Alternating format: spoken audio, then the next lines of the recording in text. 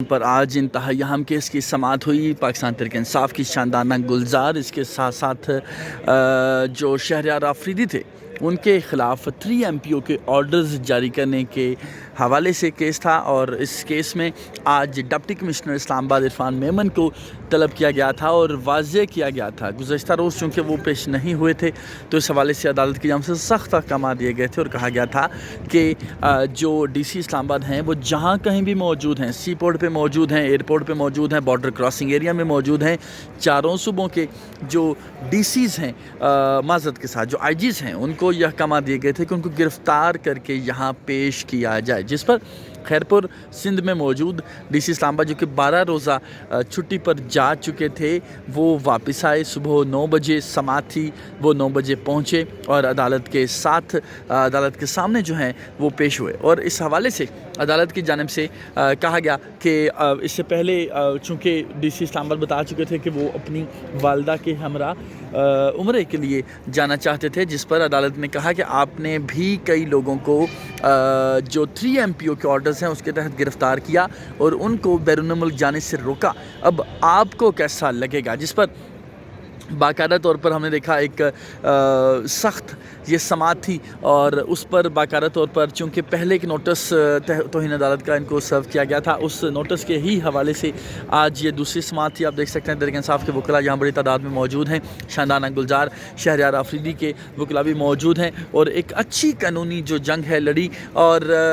بزمی صاحب، آپ ہمیں تھوڑا سا بتا دیں آج کے کیس کے بارے میں کہ کیا ہوا آج کمرے عدالت میں؟ جی بالکل، آج جیسا کہ آپ کو معلوم ہے کہ گزشتہ روز جو ہے جو اسلام آباد کی ڈپٹی کمشنر ہیں عرفان نواز میمن، وہ جو ہے عدالت میں پیش نہیں ہوئے۔ ان کو عدالت نے جو ہے نوٹس جاری کیا ہوا تھا کہ وہ عدالت میں پیش ہوں، لیکن وہ کیونکہ جو کل وہ نوٹس جب عدالت میں پیش نہیں ہوئے تو ان کا جو وکیل پیش ہے، انہوں نے کہا ان کا کہنا تھا کہ وہ عمرے پہ جا رہے ہیں سعودی عرب، تو اس پہ عدالت نے کہا کہ یہ کس طرح جا سکتے ہیں بغیر بتائے، تو پھر انہوں نے ایک اور شوکاز نوٹس جاری کر دی کہ اس کا بھی جواب دو۔ ساتھ انہوں نے IG اسلام آباد اور صوبوں کے IGs کو یہ حکم کیا کہ جہاں بھی آپ کو یہ جو DC اسلام آباد میں ملیں ان کو پکڑ کے لائیں، یہ ان کا حکم تھا اسلام آباد ہائی کورٹ کا کہ ان کو پیش کیا جائے۔ آج کے انہوں نے کے لیے دن قائم دیا تھا، اور آج جب یہ سماعت ہونے سے پہلے ہی صبح کے وقت جو ہے وہ DC اسلام آباد جو ہیں عرفان محمود یہاں پیش ہوئے عدالت میں، اور جب وہ عدالت میں پیش ہوئے تو عدالت نے جو جج ہیں جسٹس بابر سلطان، انہوں نے کہا کہ آپ کیا سمجھتے ہیں ہمارے آرڈرز کو، آپ اس طرح انہوں نے آگے جو تھے DC اسلام آباد کا کہنا تھا کہ میں نے جو کبھی بھی حکومت نے عدولی نہیں کی، میں ہمیشہ ہر سماعت پہ پیش ہوا، 18 سماعتیں ہوئی ہیں اس کیس کی اور میں پیش ہوتا رہا ہوں، میں نے کبھی بھی جو ہے حکومت عدولی نہیں کی عدالت کی۔ تو اس کے علاوہ جو انہوں نے وہ درخواست بھی کی